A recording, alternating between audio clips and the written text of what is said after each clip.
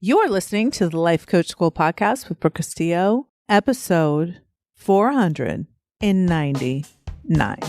Welcome to the Life Coach School podcast, where it's all about real clients, real problems, and real coaching. And now, your host, Master Coach Instructor, Brooke Castillo. That's right, my friends. 499 episodes. You are actually welcome. That is a lot of work, my friend. That's a lot of weeks. That's a lot of time. And I do this all for free. For free. I must love you all so much. Okay. First of all, do you all play Wordle? Okay. If you don't play Wordle, what are you doing? What are you doing? Wordle and pickleball. You got to do both of those. All right. So Wordle, you can access it through the New York Times app, or you can just go to the NewYorkTimes.com and access Wordle. I do it every single day. I do it with my kids. So the way they have the app set up is really cool, or even the site is you guess at this 5-letter word, and you have 6 tries to guess at this 5-letter word. And depending on how many tries it takes you, it'll give you like a snapshot of your effort, basically. And you can send that I send it to my kids and all my adopted kids. And we all play together every single day. And it's actually super fun. And I play with my mom and dad too. They're like in a separate chat, but we do it. My boyfriend and I play with them. It's one of the coolest ways to have like a daily touch point with someone without necessarily having to like call them or talk to them. Not that we don't do that too, but it's just a cool little thing to do with someone you love. And if you're competitive at all, then you will want to try and get the word in 2 or 3. And I just did it. And here's what happens sometimes when you play Wordle, my friends, is that you get the last 4 letters like in the second try. But the first letter could be like 6 different options. So you're just basically guessing at that point. You're guessing what the word could be. So like on this one, the last 4 letters were R-A-I-L. So my first guess was trail. And then it was, I can't even remember, grail. Here, wait, let me find out because this matters. This actually really matters. And it's really cool because you can look and see what it was. Okay, so my second guess was trail. So it gave me R-A-I-L, but the first letter was T wasn't right. So then I tried frail, F-A-R-I-L. No. Then I tried braille, B-R-A-I-L. No. So finally the word was grail. So I had to waste 1, 2, 3, 4, and I got it in 5. And that is not like me. I usually get it in 3 or 4. And so I was very mad. I just finished Wordle. I'm like, I'm going to go record my podcast and vent about Wordle. So I know that I have turned a lot of you onto pickleball and that you are loving this game and that you are excited that I introduced it to you. Wait until you play Wordle. Wordle is so fun. I haven't missed a day in like 120 days since we started playing. I think my girlfriend Tanya introduced it to me. And we've been at it ever since. I actually love to play Scrabble too. I don't know how many of you are Scrabble players, but I actually really enjoy playing that game. We have one of these beautiful Scrabble boards from Restoration Hardware that like rolls around in a circle when you're playing. It's really fun. Playing with my son, Christian, is ridiculous. He's like a savant at that game. He knows words that I'm sure aren't words, but they are. He remembers, it's like he has a photographic memory for words. It's really fun. He doesn't like playing though. He always beats all of us, but he doesn't really like playing. It's hard to find someone who really likes to play Scrabble. So listen, if you like to play Scrabble, maybe we should go on a date and play some Scrabble. But at the very least, play some Wordle because Wordle is so much fun. All right. Wow. That was a long intro. I usually don't do that, but here we go. I want to talk today about fighting for what you want. And there's so many examples that have come up recently around this topic that are perplexing to me. And I was talking to my girlfriend, Chris Plackey, on the phone today. I'm actually still in New York, and I was walking in Central Park and I was talking to her about it. And I was talking to her about how I always fight for what I want and I never give up. And she was saying that she does the same. And we were both giving each other examples. And we were kind of laughing about these examples. And I was trying to figure out, like, what is that? Is that like privilege? Is that like I'm used to getting what I want and I feel super entitled to what I want? And so that's why I just am constantly insisting that I get what I want? Or is it my personality? Is it my ambition? I'm not sure. I don't know the answer to that, but I do think many of you could use a little bit more fighting for what you want in your life, because I think you could get it a lot more. Now, fighting for what you want is different than complaining about what you're not getting. That's what I'm talking about. I'm not talking about whining. I'm not talking about complaining. And I'm certainly not talking about blaming. I'm talking about fighting and being willing to give of yourself in the good fight. I'll give you an example. When we were on our way, I think we were going to Las Vegas. E and I were going to Las Vegas, and for some reason, it took us so long to get to the airport. And it's weird. I don't even remember there being a lot of traffic, but we got to the airport like exactly an hour before our flight was going to take off. And I know for sure that you have to check your bags. And we had a lot of bags. I always have a lot of bags. You have to check your bags, an hour before you get on your flight. And so for many of you that don't know, like I used to only fly private. After COVID happened, like I only flew private for the longest time. And now flying commercial, I'm like so confused. I'm like, why do we have to be here an hour early? We have to go through all this falderall. It's ridiculous how bougie I am. But here's what happened. So we got there an hour before, and all of a sudden we like look, and the lines to check in are insane. So I like to check in on the curb. There's like all these crazy long lines.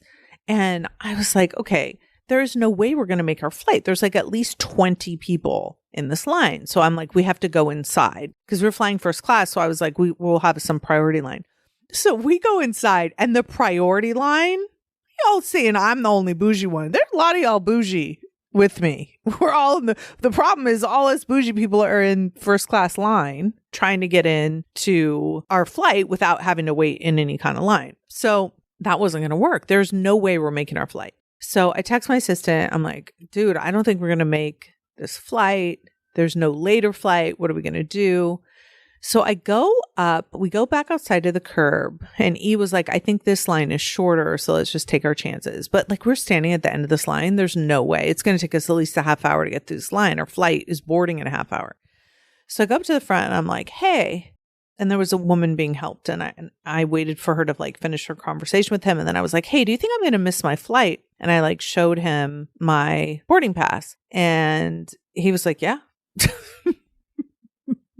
I think you are going to miss your flight. And so I looked at him. I'm like, I don't want to miss my flight. What can I do? What do you got? Where are we at? There's got to be some options for me. Help me out here.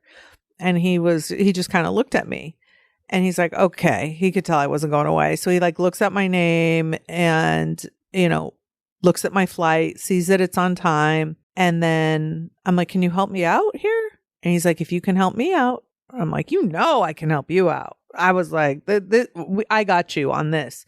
So he's like, let's hurry. So E's at the back of the line. I'm like, come up here. He like runs up. I gave the guy $200 to the sky cap, $200 to check our bags. And we literally were going to have to like run. Thank goodness we have TCA, we have Clear, we have Global Entry. My assistants are amazing. Like we have everything you could possibly need to get through an airport. And so we were able to get through. We were able to get on our flight, and we could have so easily just given up and not even tried to fight to get on that flight, to make an effort to ask a question, to see if someone could help me out. And I wasn't like rude. I wasn't like, oh my God, I'm going to miss my flight. You have to do something.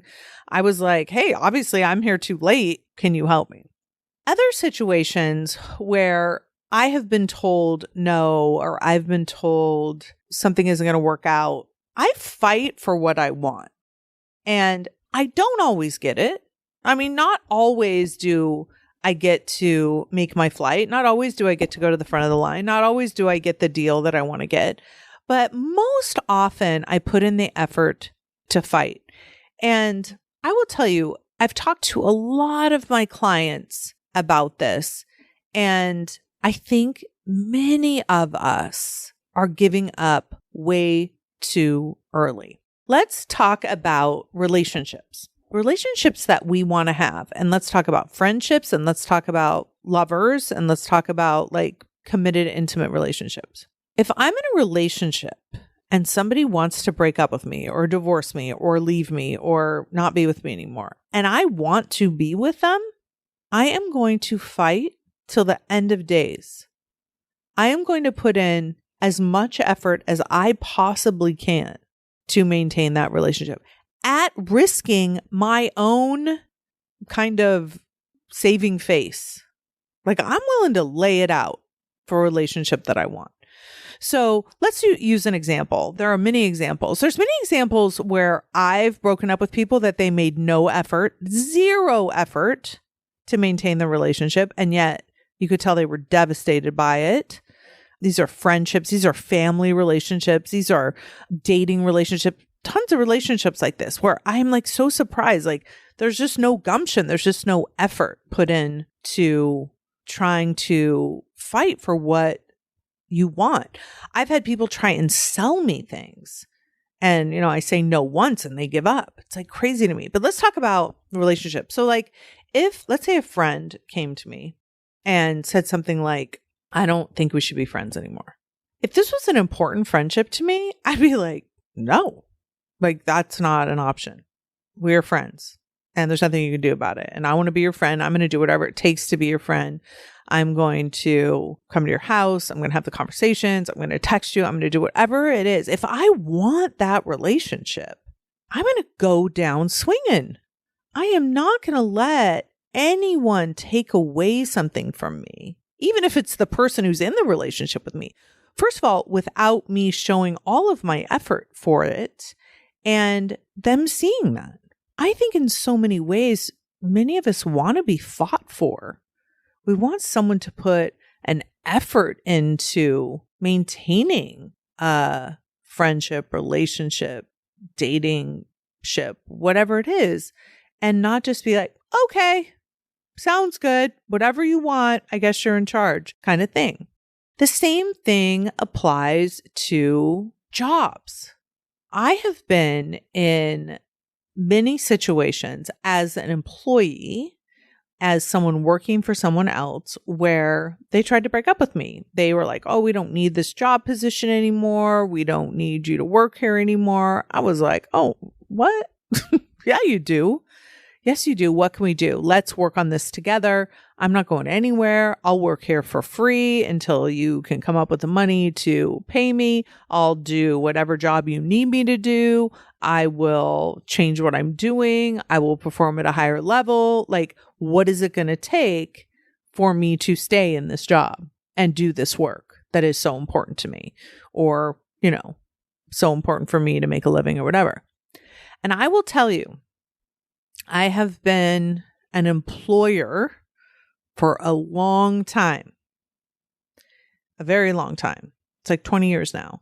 And I can count on one hand the people that have fought for their jobs when I had to let them go, made any kind of effort to maintain a job that I knew that they wanted, let alone like really fighting for a job. I will never forget this article. I'm sure I've mentioned it on a podcast before. I will never forget this article about this young man who came out to his mother as gay. This was years ago, and she was a very conservative woman who could not, in her mind, with the religion that she was in, accept that her son was gay. And so she told her son that he was like no longer her son, and that he could no longer attend family events, and he could no longer show up, and he could no longer like be around. And he just laughed at her. He was like, what? I'm going to be here for every event, and I'm going to be here for every holiday, and I'm going to come over for Thanksgiving, and I'm going to come over for Christmas, and I'm going to be in your life, and I'm going to call you every single day, and you can do what you want to do, but this is what I'm going to do, period.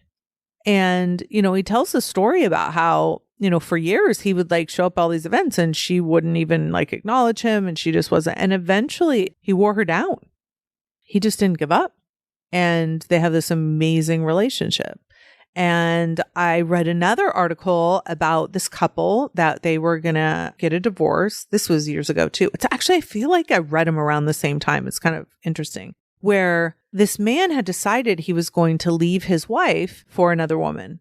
And they had 2 kids together. And she said, listen, you can leave and go be with this other woman, but we're not getting a divorce. And I'm not leaving you. You can leave me, but I'm not leaving you. I'm still here. I'm still committed to you. I'm committed to this family. And if you need to go and be with this other woman, that is fine.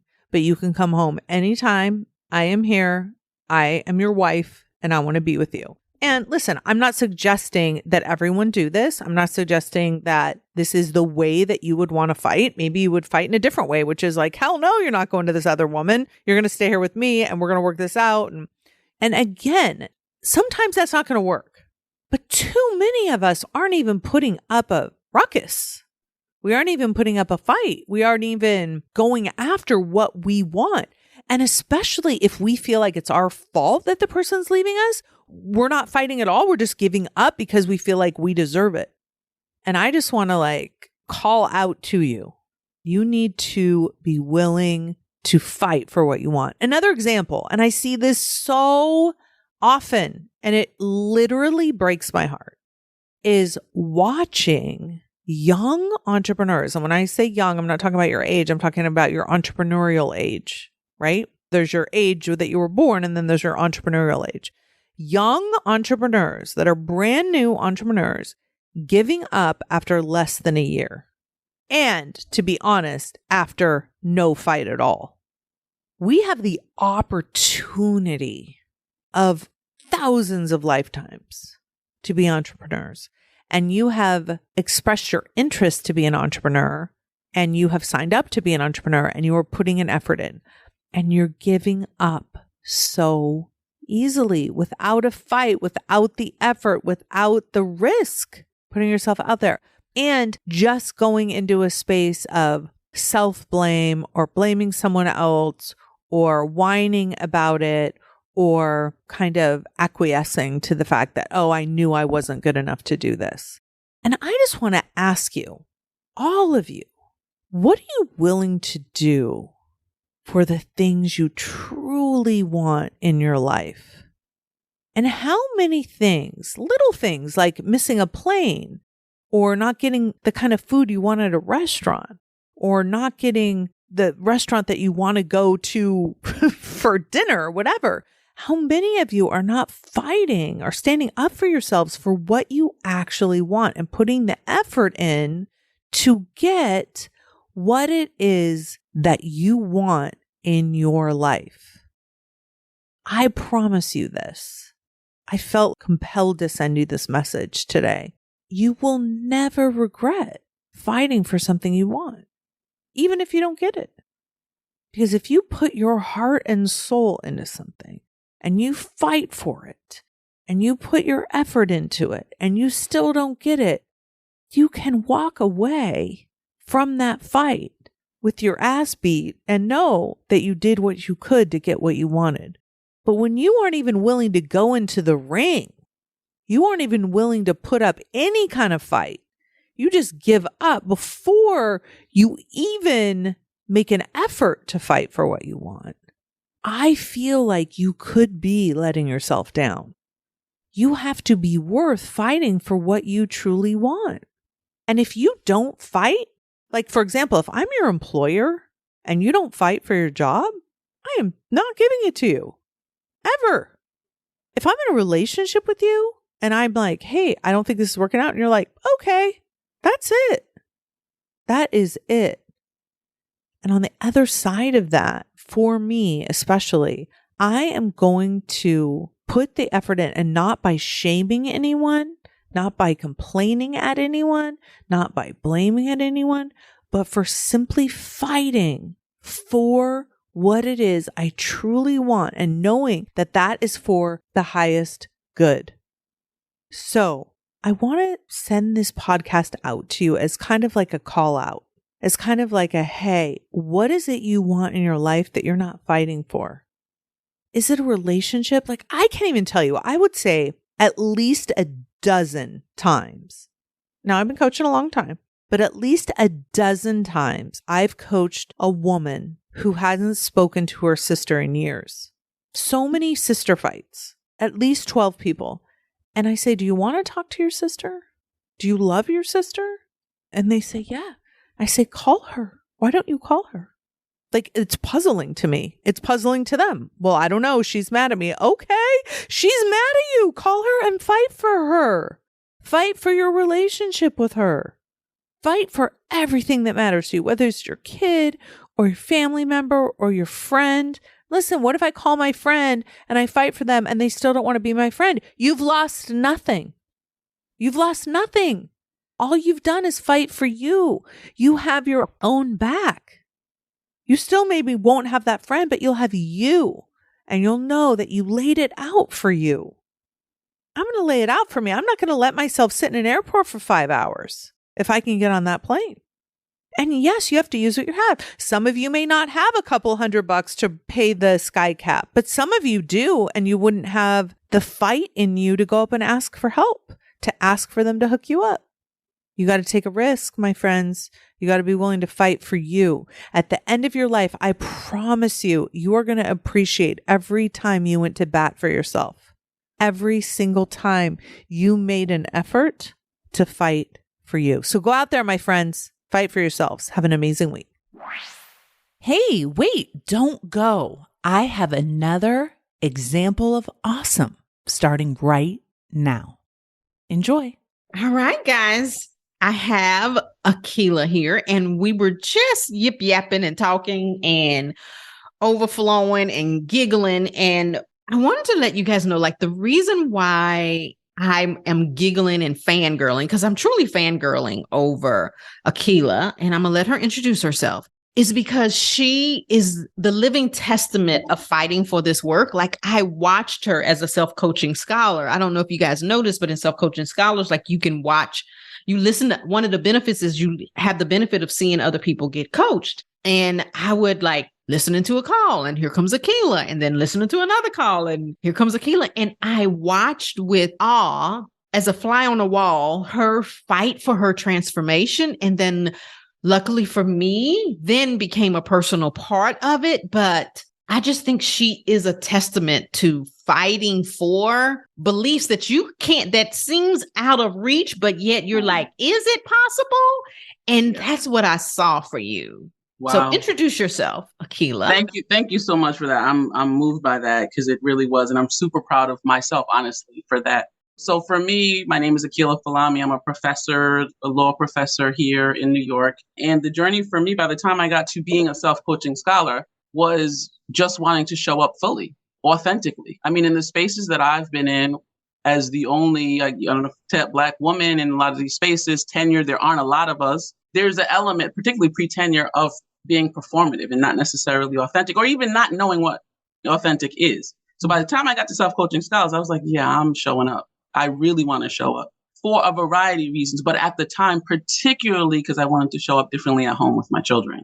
Right. And so there's that side of me at work. I was coming home and I was aware. I've done therapy for years. I was aware of what the issues were I had a traumatic childhood and blah, blah, blah. So I was aware of the me. But in terms of catching it in the midst of it, I really did not have the tools to do so. And so I was all in it. If you telling me you got tools to help do this, and when I discovered the model, I was just like, there might be something here. Right. So I was in it. I was willing to test that thing, twist it, raise my hand on all the calls, call you out, send you an email, send Brooke an email, Cara Lowenthal, Sarah Fisk. I'm sending an email to everybody.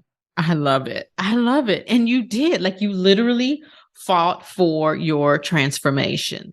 But I think one of the questions I have is because you came in pre-George Floyd and then after and during George Floyd murder. What made you stay in, even though you had like the model doesn't fit here and the model doesn't fit here, but yet you stayed in the container to do that work as opposed, because a lot of people will be like, oh, and then leave, but you chose not to. Why? Well, part of it was the model, right? In some ways, because it had actually helped me with my children. But I didn't know if the model or even the life coach school could handle being called out, which they were, right? Including Brooke. And so for me, I also knew people behind the scenes who knew her, Cara in particular, who I didn't really know. No, I sent her an email too. And she replied and blah, blah, blah. And so I wanted to see how she handled the situation. And when she showed up by herself, she even said the criticism she got, a white woman crying, white woman tears, she even owned that. And I didn't see that at all happening in legal academia or in the profession. I mean, I saw statements, I helped to draft some of them. But in terms of dropping into the energy and the emotion, that visceral stuff that's at the core of what the nation is struggling with, period, I saw her doing some of that in a way that I didn't see law school doing that. We kept it heady. And I know part of the model is the thought work, but I also saw her and needed to see her and, frankly, members of the other parts of the school dropping into something more than that. So for me, that was enough to keep me there, as well as she was being responsive. I mean, she called on me all those times she saw my name and she knew I was going to ask the questions. When they had the webinars or the workshops, Akilah's raising her hand, like you said, folks calling on me, they didn't run from it. You didn't, right? And there was one where you were with 4 other women and, I came hardcore and it got silent, not to discredit anyone else. I think they were all looking for Brig. You got this one, right? So I was testing it in a way for my own self because I was about that life for me and my wholeness. And as long loved as they it. gave me something, Just as a fellow Black woman in there, I understood what you were struggling with and I literally loved it. I loved that you were fighting for it. I just loved that. Yeah. Yeah. And I got something from it. Like on the call with Brooke about money, which is one of the most triggering for me. She had said, I opened it with, I'm angry. I'm angry with wealth inequality. I'm angry that I've been hustling, making a lot of money, and I'm still behind just because of generational wealth and the way race plays out. Right. And she said, clean up that anger, in a way, package anger and the pain. She just said, and the pain, like an afterthought. And I remember thinking, who the hell said I was in pain? Like, who? I was tight. Right? Like, but then when I sat with it and then I, went into the certification process, man, I'm all up in them calls crying and babbling, and I'm grateful. Michelle was one of the teachers. I didn't hold back there either. And they held that space. So sure, you bring it and I'll bring 100% to get us over this hump to a brave new world that I see that we can create. Yes. Yes. I love that. So what has like the impact of actually staying in there and fighting? I know for me from the outside, I hope you don't take this the wrong way, but you were reactionary a lot, like triggered. I'm gonna go like, I'm like, I was expecting the Vaseline. Listen, kick down the door, sisters here. Like, right? We're not gonna double talk, not what you said.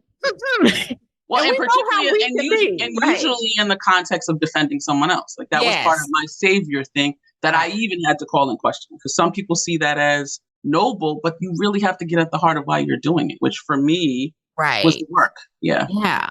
Because it's not sustainable. It's like it's all consuming. And when we worked together, that was one of the key things that we really did is to help with that. But like I saw your transformation and then I got a front row seat to it. What was the impact of doing this, of fighting? Conserving energy, but moreover, creating space for creating.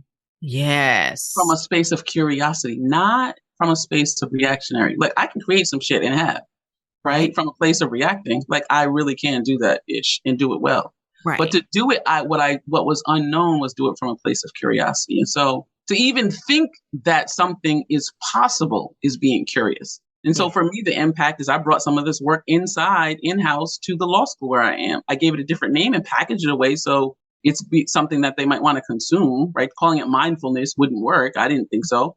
But now there's a long-standing waiting list. It just dropped Friday, the name of the class, and there are folks on the waiting list, strong, right? And this is the 6th cohort.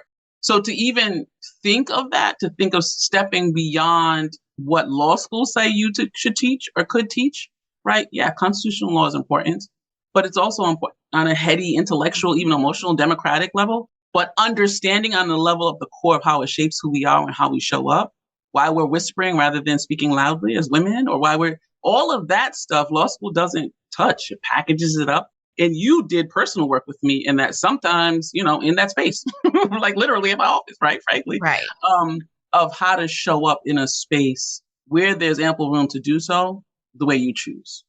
And so that's what this work did, because I didn't see the choice. I didn't see the reactionary is it's hard to catch where there's choice when you're solely in reactionary mode. Right. And listen, like, I don't think we shouldn't be angry.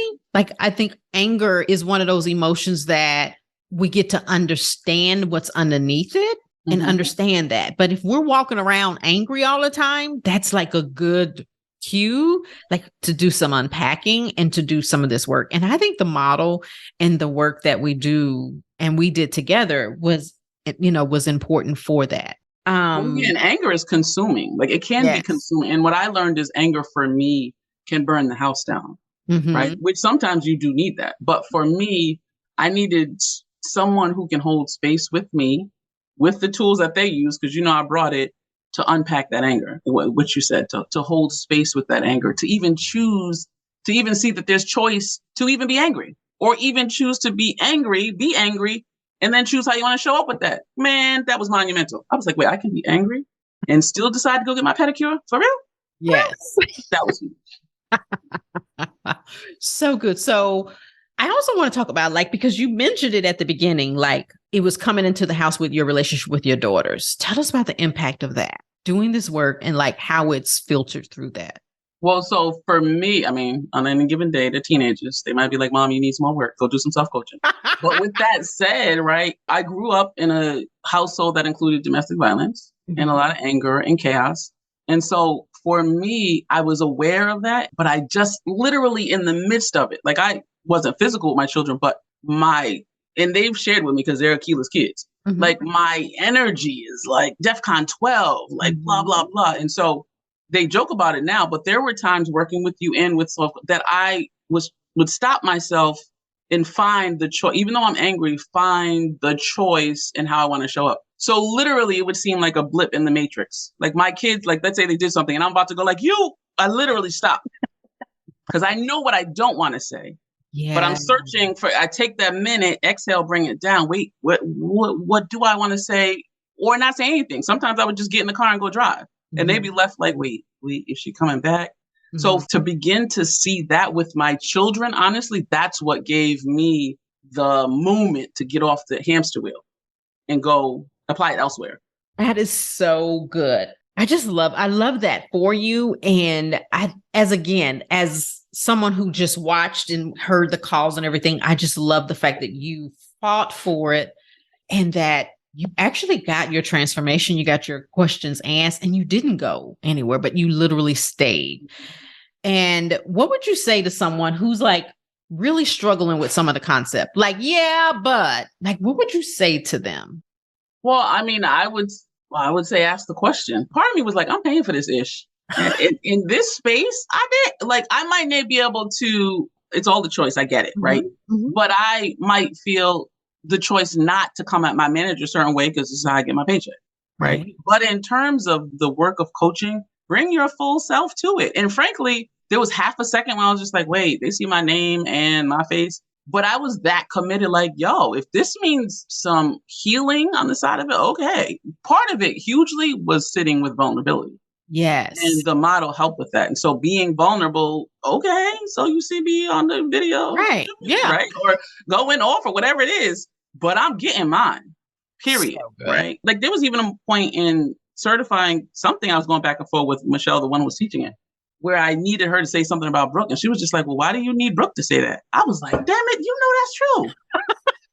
What? And I had to interrogate that. Like, why do I need that affirmation from the life coach school, from Brooke, whatever? Right. And I won't knock the beauty of this thing that her brain created, y'all. Right? But I don't need affirmation. So for me to stay in it, is to stay in it for yourself and get what you need out of it, frankly, and coming into the awareness of what that is that you need. Yeah. And I love the fact that like you like showed up vulnerable and raw in who you were and like, because I'm getting mine. Like at the end of the day, my relationships with my kids are better.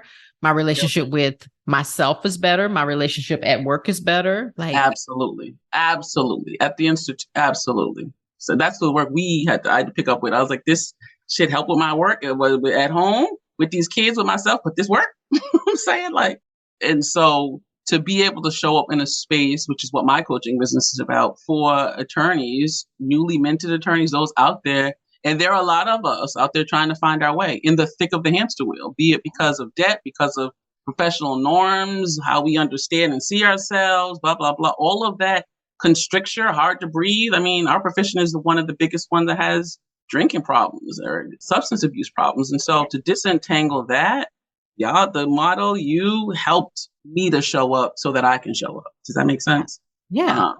So good. And you worked with some others too. I know you worked with Marlene. I know you worked with Sarah. Oh, yeah. So, yeah, Sarah, everyone, Marlene, all of them, without held space. And I didn't mince words. I just showed up fully as me. So good. So good. So tell people how to reach you. Give them your website. Like, who's your ideal client? Who do you work with? Give them all the information to get in contact with you. What's your website? Tell us all that. So my ideal is those newly minted attorneys coming out years 1 to 10, but also law students. If you're not getting the support that you feel you have, you can find me kind of rolling with it, low key, working it out, rolling it out as we do. Foot Soldier to Vanguard is what the Facebook page is. You reach out to me and then I'll connect you with the link to schedule to chat with me, an initial consult, if you will. And hopefully we can do some work together to help build this brave, new, and inclusive world that I know we can. I love it. Well, again, I'm fangirling because I watch you determined to get your transformation. And for any of you guys that don't quite agree, but yet aren't fighting for it, yeah, it's totally worth it. Would you say? Yes, absolutely. Absolutely. I absolutely would say that. I absolutely would say that. All right. Thank you so much. Bye, guys. Hey, if you enjoy listening to this podcast, you have to come check out Self-Coaching Scholars. It's my monthly coaching program where we take all this material and we apply it. We take it to the next level and we study it. Join me over at thelifecoachschool.com/join. Make sure you type in the lifecoachschool.com/join. I'd love to have you join me in Self-Coaching Scholars. See you there.